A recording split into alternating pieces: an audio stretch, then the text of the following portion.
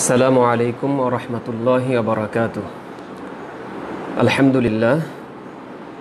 আলহামদুলিল্লাহিল্লাযী আনজালা আলা আবদিহিল কিতাবা ওয়া লাম ইয়াজআল লাহু ইওয়াজা ওয়াসসালাতু ওয়াসসালামু আলান নাবিয়্যিল উম্মি আল্লাযী উনজিলা আলাইহিল কুরআন হুদান লিন-নাস ওয়া বায়্যিনাতিন মিনাল হুদা ওয়াল ফুরকান ওয়া আলা আলিহি ওয়া সাহবিহি ওয়া মান তাবি'আহুম বিইহসানিন ইলা ইয়াউমিদ্দিন, আম্মা বা'দ। ফাআউযু বিল্লাহি মিনাশ শাইতানির রাজীম। বিসমিল্লাহির রহমানির রহিম। শাহরু রমাদানাল্লাযী উনজিলা ফীহিল কুরআন হুদান লিন-নাসি ওয়া বায়্যিনাতিন মিনাল হুদা ওয়াল ফুরকান। জমিয়ত শুবহান আহলে হাদিস বাংলাদেশ কর্তৃক আয়োজিত আমাদের নিয়মিত যে ধারাবাহিক উপস্থাপনা, তারই ধারাবাহিকতায় আজকে আমাদের আলোচ্য সূচি কোরআন তেলাওয়াতের আদব এবং তা শ্রবণের ফজিলত। আমরা জানি যে পবিত্র কোরআন হলো জিবরিল আলাইহিস সালামের মাধ্যমে মুহাম্মদ সাল্লাল্লাহু আলাইহি সাল্লামের অন্তরে নাজিলকৃত মহান আল্লাহ রাব্বুল আলামিনের বাণী সমৃদ্ধ মহিমান্বিত এমন এক কিতাব, যা কোনো প্রকার পরিবর্ধন থেকে সম্পূর্ণভাবে মুক্ত এবং সুরক্ষিত, যাতে মানুষকে সতর্ক করা এবং মুত্তাকিদের জন্য উপদেশ গ্রহণের জন্য বিধান প্রেরিত হয়েছে। নিঃসন্দেহে পবিত্র কোরআন মানুষের জীবনকে এমনভাবে পরিচালিত করতে সক্ষম, যার মাধ্যমে মানুষ ইহকালীন ও পরকালীন মুক্তির নিশ্চয়তা বিধান করে।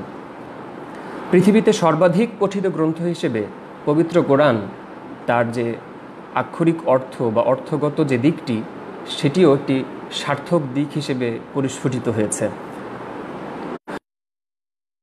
শ্রোতা, প্রকৃতপক্ষে কোরআনুল কারীম সর্বশেষ আসমানি কিতাব, যা আল্লাহ সুবহানাহু ওয়া তাআলা সর্বশেষ নবী ও রাসূল মুহাম্মদ সাল্লাল্লাহু আলাইহি সাল্লামের উপর অবতীর্ণ করেছেন। এই কিতাবে সকল বিষয়কে সুবিন্যস্ত করা হয়েছে। এখানে বলা হয়েছে স্রষ্টার পরিচয় কি, মানুষের সাথে স্রষ্টার সম্পর্ক কি, পৃথিবীর অপরাপর সৃষ্টির সাথে আল্লাহ রাব্বুল আলামিনের কি সম্পর্ক, এবং মানুষের পরিচয় তুলে ধরা হয়েছে কিভাবে মানুষকে সৃষ্টি করা হয়েছে এবং কেন তাকে সৃষ্টি করা হয়েছে, আর এই সৃষ্টির শেষে, দুনিয়ার জীবন শেষে মানুষকে কোথায় যেতে হবে, তার গন্তব্যস্থল কোথায়, এবং মৃত্যু পরবর্তী সে জীবনের পথ পরিক্রমা কেমন হবে, সেই বিষয়ে সবিস্তার আলোচনা হয়েছে পবিত্র কোরআনে। এতে আরও বর্ণনা করা হয়েছে সত্য সংবাদ, প্রয়োজনীয় নির্দেশনা এবং উপকারী ঘটনা, রয়েছে পালনীয় আদেশ বিষয়সমূহ। আর এই কিতাব অন্তরের জন্য আলোকবর্তিকা, মানুষের চেহারার জ্যোতি, এবং এটি কবরের আলো এবং কিয়ামত দিবসের জন্য একটি সুস্পষ্ট নূর। এজন্য রাসূল করিম সাল্লাল্লাহু আলাইহি ওয়াসাল্লাম বলেছেন, খায়রুকুম মান তাআল্লামাল কুরআনা ওয়া আল্লামাহ। তোমাদের মধ্যে সর্বোত্তম ব্যক্তি সেই যে কোরআন। এই উদ্দেশ্যকে লক্ষ্য রেখেই বা রাসূল করিম সাল্লাল্লাহু আলাইহি ওয়াসাল্লামের এই মহিমান্বিত বাণীকে সমুন্নত রেখেই জমিয়ত শুবহান আহলে হাদিস বাংলাদেশ গত বছরও ব্যাপক পরিসরে সারা দেশে এই রমজান মাসকে উপলক্ষ করে কোরআন শিক্ষা কর্মসূচি চালু করেছে। এবং এবছর এই মহামারীর সংকটকাল হেতু আমরা অনলাইনে প্রায় 50 জন শিক্ষকের মাধ্যমে সারা দেশে প্রায় 350 জন মানুষকে আমরা এই কোরআন শিক্ষা কার্যক্রমের আওতায় নিয়ে আসতে পেরেছি, আলহামদুলিল্লাহ। তো এই উদ্যোগটা কেন? কারণ হচ্ছে এই হেদায়েতের জন্য, মানুষের হেদায়েতের জন্য আল্লাহ রাব্বুল আলামিন যে মেসেজটি আমাদের দিলেন, এটি যদি সাধারণ মানুষদের বোধগম্য না হয়, তাহলে এই কিতাব নাজিলের সার্থকতা নষ্ট হয়ে যায়। তো এই জন্য আমরা আমাদের এই খেদমতটুকু অব্যাহত রাখার চেষ্টা করছি। সম্মানিত দর্শক শ্রোতা, এই কোরআনের উপকারিতা কি? কোরআন থেকে প্রাপ্ত অসংখ্য উপকারের অন্যতম হলো এই কিতাব মানুষের দৈহিক ও আত্মিক অসুস্থতার শিফা দানকারী। এমন অনেক অসুস্থ ব্যক্তি সূরা আল ফাতিহা দ্বারা আরোগ্য লাভ করেছেন। আবার এমন অনেক বিপদগ্রস্ত ব্যক্তি, যাদের অন্তরাত্মা বিভিন্ন কুমন্ত্রণা ও বাতিল চিন্তা কল্পনা দ্বারা আক্রান্ত হয়েছিল, তারাও এই কোরআন দ্বারা নিষ্কৃতি লাভ করেছেন। সম্প্রতি আমরা দেখছি মালয়েশিয়া এবং ইন্দোনেশিয়ার বেশ কিছু হাসপাতালে মুমূর্ষু রোগীদেরকে কেমোথেরাপির বদলে সেখানে তাদেরকে কোরআন তেলাওয়াত শ্রবণ করানো হচ্ছে, কোরআন কোরআন কোরআনের রেকর্ডিং তাদেরকে শোনানো হচ্ছে, এবং এতে তাদের মধ্যে ব্যাপক ইতিবাচক দিক বা ইতিবাচক সাড়া পাওয়া যাচ্ছে তাদের সুস্থতার দিকে। এ কোরআনের বিধান সমাজ এবং রাষ্ট্রে বাস্তবায়নের মাধ্যমে শান্তি সমৃদ্ধির অনন্য উদাহরণ সৃষ্টি হয়েছে, অতীতকালেও এবং ভবিষ্যতেও হবে ইনশাআল্লাহ। সুতরাং মানুষ হিসেবে এবং একজন মুসলিম হিসেবে অবশ্যই এই কোরআন থেকে উপকার নেওয়ার জন্য আমাদের নিয়মিত তা পাঠ করা অত্যন্ত জরুরি। যারা এর বিশুদ্ধ তেলাওয়াত জানেন তাদের জন্য এটা একটা বড় নেয়ামত। কোরআন তেলাওয়াতকারী এবং এর ব্যুৎপত্তিগত জ্ঞান অর্জনকারী ফজিলতের দিক থেকে ফেরেশতাদের দলভুক্ত হন মর্মে হাদিসে বর্ণিত হয়েছে।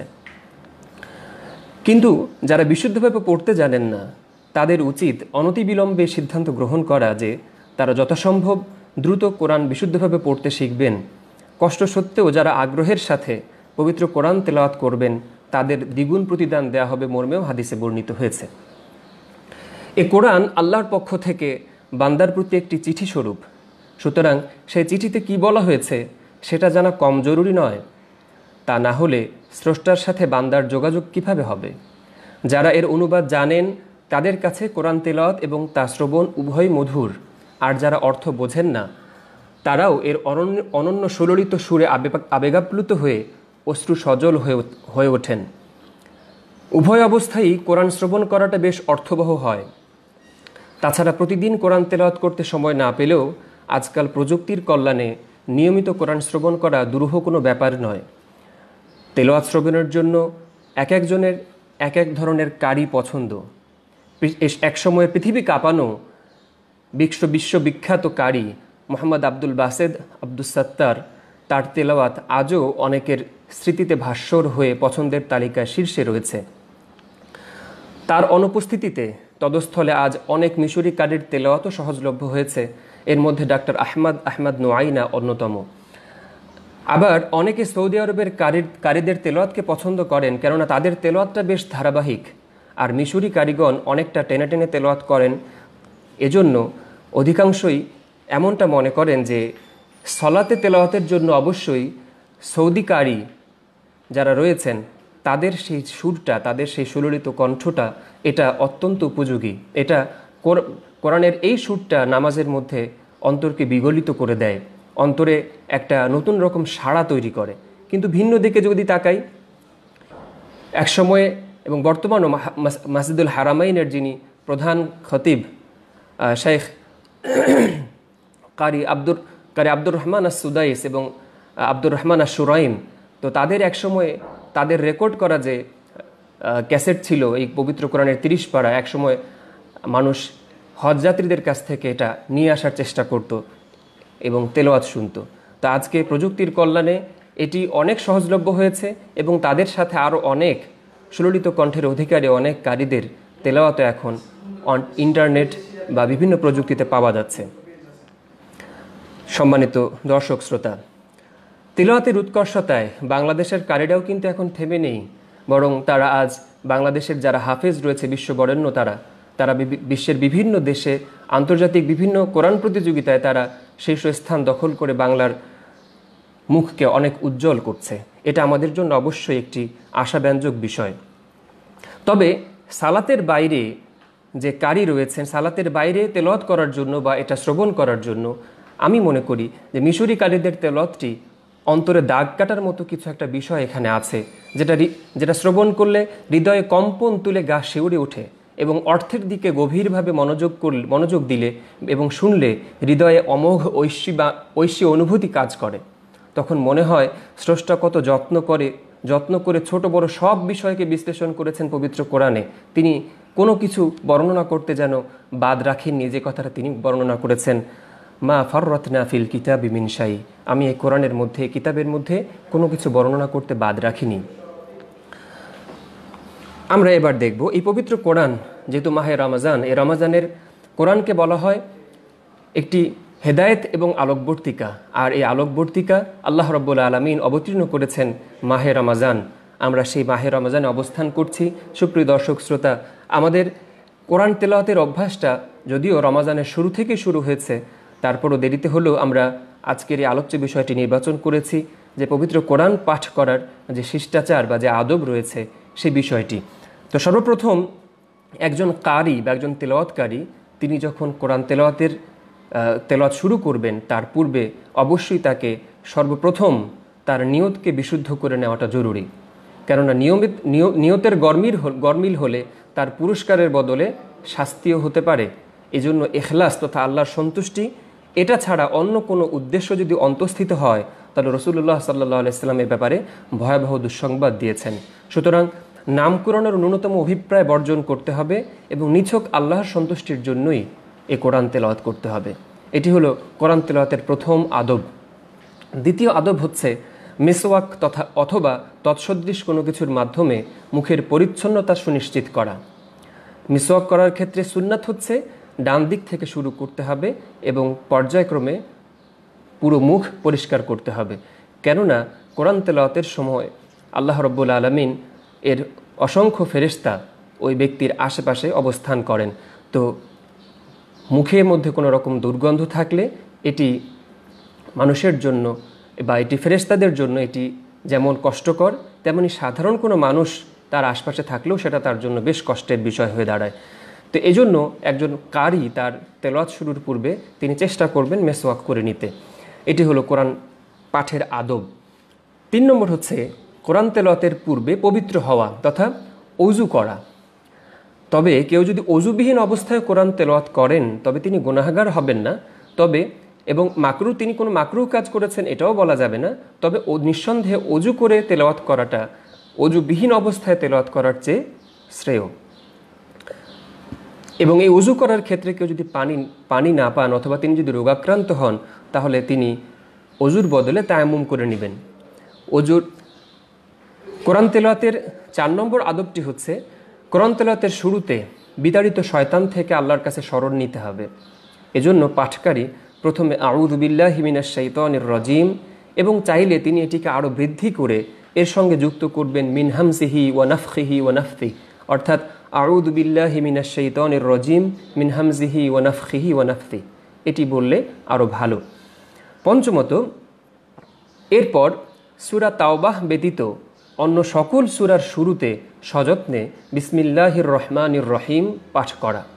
কারণ জমহুর আলেমের নিকটই সূরার শুরু এই পাঠ অন্তর্ভুক্ত করেছেন। এজন্য মাসহাফ লেখার সময়ও আমরা দেখতে পাই যে প্রতিটি সূরার শুরুতেই বিসমিল্লাহির রহমানির রহিম লেখা হয়েছে, শুধুমাত্র সূরাতুত তাওবার ক্ষেত্রে লেখা হয়নি। 6 নম্বর হচ্ছে মসজিদের মতো পবিত্র স্থানে বসে তেলাওয়াত করা। সম্ভব হলে মসজিদের মতো পবিত্র স্থানে বসে তেলাওয়াত করাই উত্তম। কেননা মসজিদ অত্যন্ত পরিষ্কার এবং পবিত্র স্থান যেখানে আল্লাহর ফেরেশতারা অবস্থান করেন। তাছাড়া মসজিদে অবস্থানকালে এতেকাফের ফজিলত পাওয়ার সম্ভাবনা থাকে। এ কারণে মসজিদে বসে তেলাওয়াত করাটাই। তার মানে এই নয় যে আপনি বাসায় বসে তেলাওয়াত করতে পারবেন এবং সেটি যেন পরিষ্কার পরিচ্ছন্ন এবং পবিত্র স্থান হয়।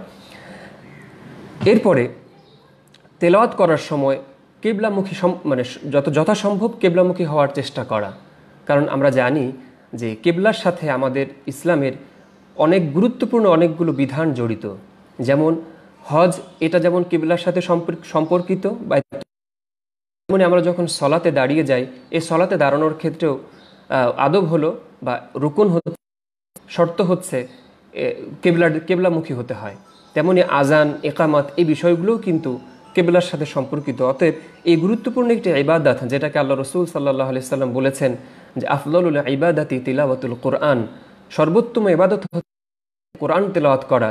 কাজেই এই উত্তম ইবাদতটি সম্পাদনকালে কেবলামুখী হতে পারাটা এটি বরকতপূর্ণ কাজ প্রতীয়মান হবে। 7 নম্বর হচ্ছে শাস্তির যখন পাঠ করা হবে তখন আল্লাহ রাব্বুল আলামিনের কাছে যাবতীয় শাস্তি এবং অনিষ্ট থেকে আল্লাহর কাছে আশ্রয় চাওয়া, আল্লাহর কাছে ক্ষমা প্রার্থনা করা। যেমন এরকম দোয়া করা যেতে পারে যে আল্লাহুম্মা ইন্নী আসআলুকাল আফিয়া অথবা আসআলুকাল মুআফাতা মিন কুল্লি মাকরুহ, এই শব্দমালা উচ্চারণ করেও আল্লাহর কাছে আশ্রয় চাওয়া যেতে পারে। এরপর আল্লাহ রাব্বুল আলামিন পবিত্র কোরআনে যে সতর্কীকরণ আয়াতসমূহ অবতীর্ণ করেছেন এই আয়াতসমূহ পাঠকালে অত্যন্ত সতর্কতা অবলম্বন করা। যেমন সুবহানাহু ওয়া তাআলা অথবা তাবারাকাল্লাহু ওয়া তাআলা এই জাতীয় শব্দ বলা, কারণ এখানে আল্লাহ রাব্বুল আলামিন এমন অনেক হঠকারীমূলক কর্মের কারণে, হঠকারীমূলক কথার কারণে আল্লাহ রাব্বুল আলামিন অনেক জায়গায় সতর্কতার বাণী উচ্চারণ করেছেন। আবার কোথাও কোথাও আল্লাহ রাব্বুল আলামিন তার অসংখ্য নেয়ামতের উদাহরণ দিতে গিয়ে বৈজ্ঞানিকভাবে এবং সেটি উপস্থাপন করেছেন। কাজেই এই সমস্ত স্থানে আল্লাহ রাব্বুল আলামিনের পবিত্রতা, তার বড়ত্ব, তার মহত্ব ঘোষণা করাই শ্রেয়। সম্মানিত দর্শক শ্রোতা, এরপরে এই কোরআন তেলাওয়াত করতে গিয়ে আমরা অনেকগুলো সাজদার আয়াত পাব। যে আয়াত পাঠ শেষে সুন্নাত হচ্ছে এই আয়াতগুলো পাঠ করার পর সাজদা করা, এবং এই সাজদার আয়াতগুলো পাঠ করার পরই সম্ভব হলে সাজদা করে নেওয়াই উত্তম। তবে কেউ যদি তেলাওয়াতের মাঝখানে কোনো ব্যত্যয় ঘটাতে তার সমস্যা হয় বা কোনো বাধার সৃষ্টি হয়, তাহলে তিনি ইচ্ছে করলে পুরো কোরআন তেলাওয়াত শেষে তার ওই দিনের যে তেলাওয়াতের অংশ সেটা শেষ করে তিনি চাইলে সাজদা করে নিলেও হক আদায় হয়ে যাবে। এরপর রুকু এবং সাজদার সময়ে কোরআনের কোনো অংশ তেলাওয়াতের নিয়তে তেলাওয়াত করা যাবে না, কারণ রাসূল করিম সাল্লাল্লাহু আলাইহি ওয়াসাল্লামকে রুকু এবং সাজদারত অবস্থায় কোরআন তেলাওয়াত করতে নিষেধ করা হয়েছে। তবে কেউ যদি তেলাওয়াতের উদ্দেশ্য না করে, কোরআনের অসংখ্য আয়াত রয়েছে যেখানে অনেক আয়াতের মধ্যেই আল্লাহ রাব্বুল আলামিনের কাছে দোয়া করার পদ্ধতি আল্লাহ শিখিয়ে দিয়েছেন বিভিন্ন আয়াতের মাধ্যমে। কেউ যদি দোয়ার নিয়তে সাজদার মধ্যে গিয়ে এই আয়াতগুলো তেলাওয়াত করতে চান তাহলে তিনি করতে পারবেন, তবে সেটা তেলাওয়াতের নিয়তে নয়, এবং আলেমগণ এটাকে বৈধ বলেছেন। এরপর হচ্ছে কোরআন তেলাওয়াত করার ক্ষেত্রে মাসহাফ দেখে দেখে তেলাওয়াত করা, এটি একটি অন্যতম আদব। কেননা মুখস্থ পড়ার চেয়ে দেখে পড়াটাই উত্তম, এবং এতে বান্দার অন্তর এবং দৃষ্টি দুটোই মাসহাফের দিকে তখন নিবদ্ধ থাকে। মুখস্থ যখন আমরা পড়ি সেটাও ভালো দিক রয়েছে, কিন্তু যদি এটা মাসহাফ দেখে দেখে পড়া হয় তাহলে এর মধ্যে কল্যাণ হলো দুটি। এক হচ্ছে যে আমার দৃষ্টিটা সেই মাসহাফের দিকে নিবদ্ধ থাকছে, এবং একইভাবে আমার অন্তরটাও এই তেলাওয়াতের মধ্যে বা কোরআনের এই বাণীগুলোর মধ্যে আবদ্ধ হয়ে থাকে। এটা একটা ভালো দিক। এরপর প্রয়োজন ছাড়া তেলাওয়াতের মাঝখানে কোনো বিরতি না দেওয়া, এটা হলো কোরআন তেলাওয়াতের আদব। যেমন সালামের জবাব দেওয়ার জন্য কোরআন তেলাওয়াত থামিয়ে দেওয়া, কিংবা কাউকে সালাম দেওয়ার জন্য কোরআন তেলাওয়াত বর্জন করা, এটা না করাই ভালো। এবং এই কোরআন তেলাওয়াত করার ক্ষেত্রে কোনো রকম তাড়াহুড়া না করাই উচিত, কারণ আল্লাহ রাব্বুল আলামিন তারতিলের সাথে কোরআন তেলাওয়াত করতে নির্দেশ দিয়েছেন যে ওয়ারাত্তিলিল কুরআনা তারতিলা, কোরআনকে তারতিল সহ এবং এর যে ধীরস্থিরতা সে ধীরস্থিরতা এবং এর যে তাজবিদ এবং মাখরাজ রয়েছে সেই বিশুদ্ধভাবে সেটাকে তেলাওয়াত করা। এবং যারা এই তেলাওয়াত এভাবে করতে পারবেন তাদের সম্মান এবং জৌলুসের উপযোগী তারা হবেন, এবং এই তেলাওয়াতটাই অন্তরে মূলত বেশি প্রভাব বিস্তারকারী হয়ে থাকে। এরপরে কোরআন তেলাওয়াতের অন্যতম আরেকটি আদব হচ্ছে আল্লাহ রাব্বুল আলামিন কোরআনের যে সমস্ত জায়গায় ধমক দিয়েছেন কিংবা কঠিন শাস্তির আয়াত পাঠ অবতীর্ণ করেছেন, বা যে সমস্ত জায়গায় এই আয়াতগুলো রয়েছে সেই আয়াতগুলো তেলাওয়াত করার সময় ক্রন্দন করা। আমরা দেখেছি যে মসজিদুল হারামের ইমামগণ যখন কোরআন তেলাওয়াত করেন রমজান এবং রমজানের বাইরেও, তখন এই সমস্ত আয়াতগুলো আসলে তাদের অন্তর এমন বিগলিত হয়ে তারা ক্রন্দন ভরে বারবার তেলাওয়াত করতে থাকেন, যেটা মনে হয় যে এটা তার অন্তরে এতটা প্রভাব ফেলেছে। এবং যারা সেখানে মুসল্লি থাকেন, যারা মুক্তাদি থাকেন, তারাও সমস্বরে দেখা যায় যে ক্রন্দন করতে থাকেন এবং একটি কান্নার রোল পড়ে যায়। তো এই যে অনুভূতিটা জাগ্রত করা কোরআন তেলাওয়াতের সময়, এটা অত্যন্ত জরুরি। যদি কারো অন্তরে বা কারো মনের মধ্যে এই অনুভূতি জাগ্রত করা সম্ভবপর নাও হয়, তারপরও যিনি অন্তত এরকম একটি ভাব বা এরকম একটি অবস্থা নিজের মধ্যে তৈরি করার চেষ্টা করেন, বা সেই যে আয়াতগুলোতে যে ধমক এবং কঠিন পরিস্থিতির কথা বলা হয়েছে সেই দিকটা খেয়াল করে তিনি যেন একটু চিন্তিত থাকেন, এটি হলো ধমক এবং কঠিন শাস্তির আয়াতসমূহ পাঠ করার একটি অন্যতম আদব। এরপর কোরআন পাঠ করতে হবে ধীরস্থিরভাবে, প্রশান্ত হৃদয়ে এবং বসে, এবং সাধ্যমতো সুললিত কণ্ঠে তেলাওয়াত করা বিধান। কেননা আল্লাহ রসুল সাল্লাল্লাহু আলাইহি ওয়াসাল্লাম বলেছেন, মান লাম ইয়াতাগান্না বিল কুরআনি ফালাইসা মিন্না, যে সুর দিয়ে কোরআন তেলাওয়াত করে না বা কোরআন পাঠ করে না সে আমার উম্মত নয়। অতএব কোরআন তেলাওয়াত করার ক্ষেত্রে একদম কর্কশ ভাষায় কটকটে আওয়াজ নিয়ে কোরআন তেলাওয়াত করা কিংবা দায়সারা গোছের কোরআন তেলাওয়াত করা মোটেই উচিত না, বরং এই তেলাওয়াতের সময় খুব আদবের সাথে সুললিত কণ্ঠে কোরআন তেলাওয়াত করা উচিত। সম্মানিত দর্শক শ্রোতা, তেলাওয়াতের সময় ব্যঙ্গ করা অথবা তুলনামূলক উচ্চস্বরে কিংবা কর্কশভাবে তেলাওয়াত না করাই উচিত। সদা আল্লাহ রাব্বুল আলামিনের প্রতি পূর্ণ শ্রদ্ধাশীল থাকা এবং তেলাওয়াতের স্বরে মধ্যম পন্থা অবলম্বন করা, খুব উঁচু স্বরেও নয় আবার একদম নিচু স্বরেও না, বরং মধ্যম পন্থায় মধ্যমপন্থী স্বরে কোরআনকে তেলাওয়াত করা। এরপর হচ্ছে কোরআনের অন্যতম একটি আদব হলো কোরআন তেলাওয়াতের সময় অত্যন্ত বিনয়ের সাথে মাথা অবনত করে মাসহাফের দিকে চোখ নিবদ্ধ করে কোরআন তেলাওয়াত করা। যেভাবে একজন ছাত্র তার শিক্ষকের সামনে বসে তিনি শিক্ষা গ্রহণ করেন, ঠিক সেভাবেই এই কোরআনকে তেলাওয়াত করা উচিত, অত্যন্ত বিনয়ের সাথে চক্ষুকে অবনমিত করে। এবং পারতপক্ষে যেটি বলেছিলাম যে কেবলামুখী হয়ে বসে কোরআন তেলাওয়াত করা, এবং তবে যদি কেউ বিছানায় শুয়ে বা হেলান দিয়ে কোরআন তেলাওয়াত করতে চান, তো এটা অবৈধ তা বলা যাচ্ছে না বা তা বলা হবে না, এটাও বৈধ, তবে সুযোগ থাকলে বসে পড়াটাই উত্তম। এরপর কোরআন তেলাওয়াতের আরেকটি আদব হলো কোরআন পড়ার সময় ঘুম বা তন্দ্রা চলে আসলে কোরআন পাঠ বন্ধ রাখা উচিত। এই ঘুম বা তন্দ্রা নিয়ে কোরআন তেলাওয়াত করা উচিত না, কারণ এটা করলে কোরআনের তেলাওয়াতের মধ্যে অনেক পরিবর্তন কিংবা ওলটপালট হয়ে যেতে পারে।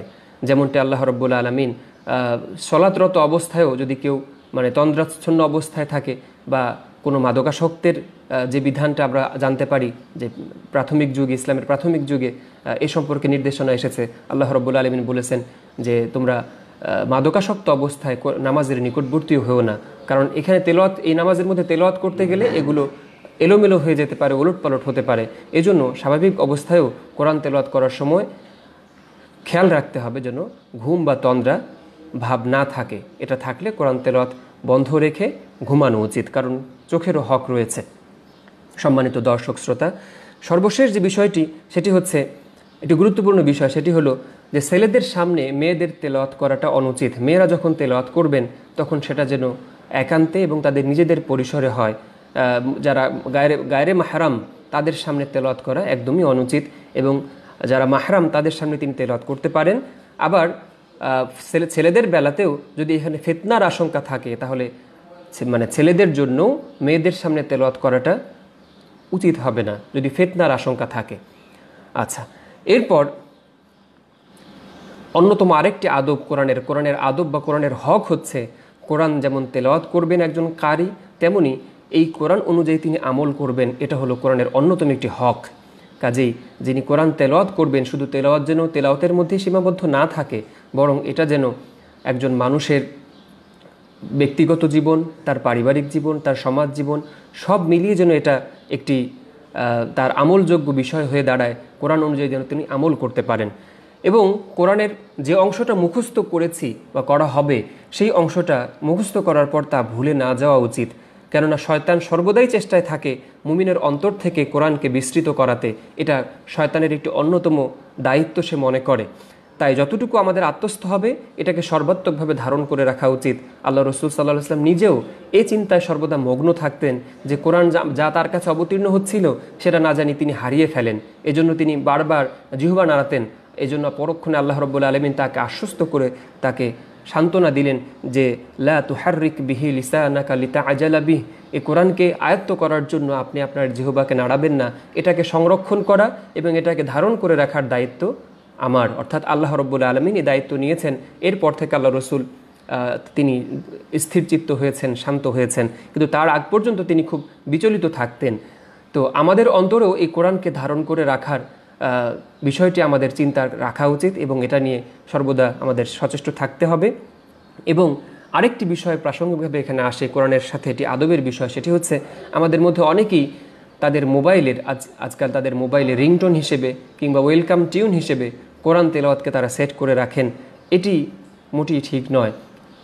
বড় বড় ওলামায়ে কিবার যারা, তারা এই বিষয়ে সিদ্ধান্ত দিয়েছেন যে এটি একদমই অনুচিত, কারণ কোরআনের রিংটোন এটা দেখা যায় যে পুরো একটা আয়াত হয়তো তেলাওয়াত সেখানে হয় না, হয়তো পুরো রিংটোনটা বাজতেও একটা আয়াত শেষ হচ্ছে না, অথবা যতটুকু হচ্ছে এর মধ্যে যখন ফোনটা রিসিভ করা হয় তখন এর আংশিক অংশটা থেমে যায়।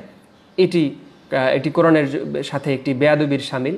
এজন্য এটি ব্যবহার করা থেকে আমরা বিরত থাকব। যাদের মোবাইলে এই রিংটোন আছে, আমরা চেষ্টা করব এই রিংটোন বর্জন করতে।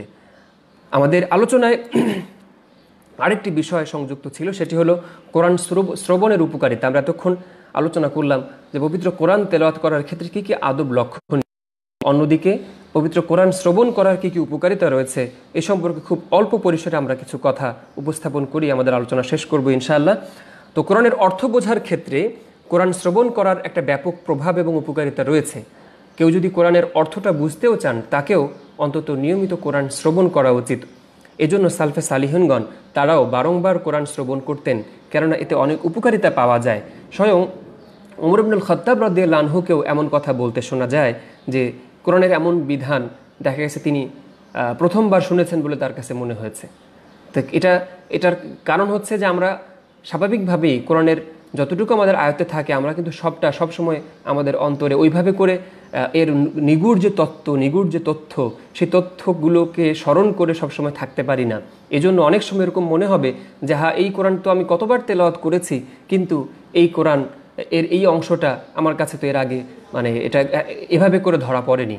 তো এই জন্য কোরআন যখন আমরা শ্রবণ করব, এই শ্রবণ করার মধ্য দিয়ে কিন্তু ওই জিনিসটা চলে আসে যে এমন অনেক বিষয় যেটা আমাদের স্মৃতি থেকে হয়তো হারিয়ে গেছে, সেই জিনিসটাও এটা অন্তরে খেয়াল চলে আসে এবং এটা খুব ভালো একটা কাজ দেয়।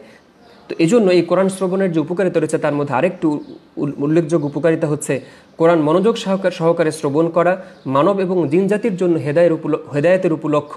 যারা কোরআন মনোযোগ সহকারে শ্রবণ করে, কোরআন স্বয়ং তাদেরকে সুবিজ্ঞ এবং সুস্থ জ্ঞানের অধিকারী হিসেবে আখ্যা দিয়েছে, কারণ তারা সর্বোত্তম কথার অনুসরণ করে আর সর্বোত্তম কথা। এবং এরপরে আল্লাহ রসুল সাল্লাল্লাহু আলাইহি সাল্লামের যে সম্পর্কে আমরা জেনেছি যে ফাইন্না খায়রাল হাদিসি কিতাবুল্লাহ ওয়া খায়রাল হাদি হাদি মুহাম্মাদিন সাল্লাল্লাহু আলাইহি ওয়াসাল্লাম। উপরন্তু আল্লাহ তাআলা এই প্রতিশ্রুতি দিয়েছেন, যেহেতু তারা সর্বোত্তম কথা, কাজ, উত্তম চরিত্রের দিকে আহ্বানমূলক কথা শ্রবণ করে। আল্লাহ তাআলার ঘোষণা, অতএব সুসংবাদ দিন আমার বান্দাদেরকে যারা মনোনিবেশ সহকারে কোরআন তেলাওয়াত শোনে, অতঃপর যা উত্তম তার অনুসরণ করে, তাদেরকেই আল্লাহ সৎপথ প্রদর্শন করেন এবং তারাই বুদ্ধিমান। সূরা জুমারের 17 এবং 18 নম্বর আয়াতে আল্লাহ রাব্বুল আলামিন এই কথাগুলো বলেছেন। দ্বিতীয়ত, কোরআন শ্রবণ করলে চক্ষু ক্রন্দন করে এবং অন্তর বিগলিত হয়, যেমনটি আব্দুল্লাহ ইবনে মাসউদ রাদিয়াল্লাহু আনহু, আব্দুল্লাহ ইবনে মাসউদ, তুমি আমাকে কোরআন পাঠ করে শোনাও। তখন আব্দুল্লাহ ইবনে মাসউদ বললেন যে আমি আপনাকে কোরআন পাঠ করে শোনাবো, অথচ কোরআন আপনার কাছে আপনার উপর অবতীর্ণ হচ্ছে। তখন আল্লাহ রসুল বললেন যে নিশ্চয়ই আমি অন্য কারো কাছ থেকে কোরআন শ্রবণের আকাঙ্ক্ষা করি। তখন আব্দুল্লাহ ইবনে মাসউদ রাদিয়াল্লাহু আনহু বললেন, তখন আমি তার কাছে সূরা নিসা তেলাওয়াত করলাম। এই সূরা নিসা তেলাওয়াত করতে করতে এক পর্যায়ে যখন, তার অর্থ হচ্ছে সেদিন কেমন হবে যখন আমি প্রত্যেক জাতি থেকে একজন করে সাক্ষী উপস্থিত করব আর আপনাকে এই উম্মতের জন্য সাক্ষী হিসেবে উপস্থিত করব। তখন এই আয়াতটি তেলাওয়াত করা মাত্রই তিনি আমাকে বললেন, থামো। আমি খেয়াল করে দেখলাম আল্লাহ রসুলের দু চোখ থেকে ঝরঝর করে পানি ঝরছে। রাসূলের কোরআন শুনতে চাওয়াটা এই উদ্দেশ্যেও হতে পারে যে তিনি কোরআন ভালোভাবে উপলব্ধি করতে চেয়েছেন, কেননা কোরআন পাঠকারীর চেয়ে শ্রবণকারীর গবেষণা এবং উপলব্ধি করার বেশি হয়ে থাকে। উপলব্ধি ও গবেষণার ক্ষেত্রে পাঠকারীর চেয়ে শ্রবণকারীর পক্ষে করা অধিক পূর্ণাঙ্গ হয়। আরও উল্লেখ্য যে সময় বিনয়, নম্রতা এবং কান্নার উদ্রেক হওয়া কেবল আল্লাহ রসুল সাল্লাল্লাহু আলাইহি ওয়াসাল্লামের বেলায় কিন্তু সীমিত নয়, বরং এটি সকল নবীর বৈশিষ্ট্য ছিল। এমনকি তাদের অন্তর বিগলিত হয়েছিল এবং আল্লাহর স্মরণে প্রভাবিত হয়েছিল। এরপর তারা অশ্রু সজল হয়েছেন, যেমনটি আল্লাহ তাআলা বলেছেন, এরাই তারা নবীগণের মধ্য থেকে যাদেরকে আল্লাহ তাআলা নেয়ামত দান করেছেন। এরা আদমের বংশধর এবং যাদেরকে আমি নূহের সাথে নৌকায় আরোহণ করিয়েছিলাম, তাদের বংশধর এবং ইব্রাহিম ও ইসমাইলের বংশধর, এবং যাদেরকে আমি পথ প্রদর্শন করেছি ও মনোনীত করেছি তাদের বংশোদ্ভূত। তাদের কাছে যখন দয়াময় আল্লাহর আয়াতসমূহ পাঠ করা হতো, তখন তারা সিজদায় লুটিয়ে পড়ত এবং ক্রন্দন করত।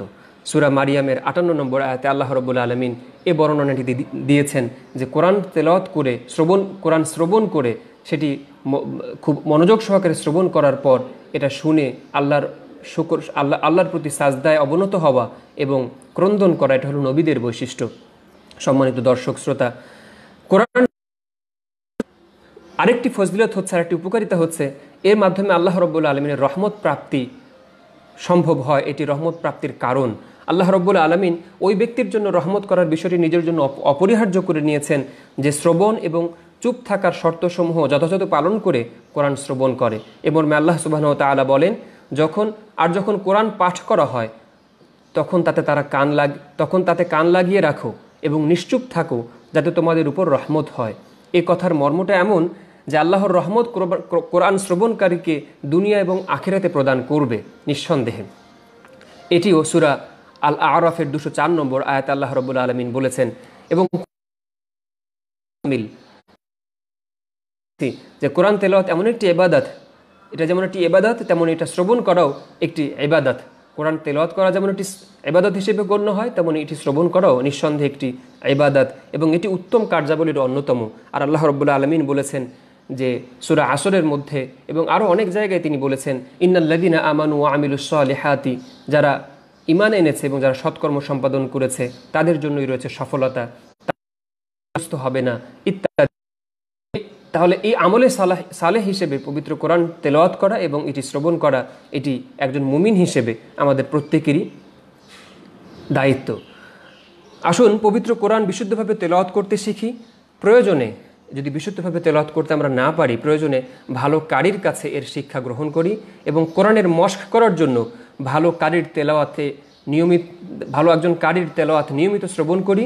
এবং কোরআন বিশুদ্ধভাবে শেখার ক্ষেত্রে মশক একটি বড় মাধ্যম হিসেবে কাজ করে, অর্থাৎ অন্য একজন ভালো কারির সাথে তাল মিলিয়ে নিজের তেলাওয়াতটাকে বিশুদ্ধ করে নেওয়া।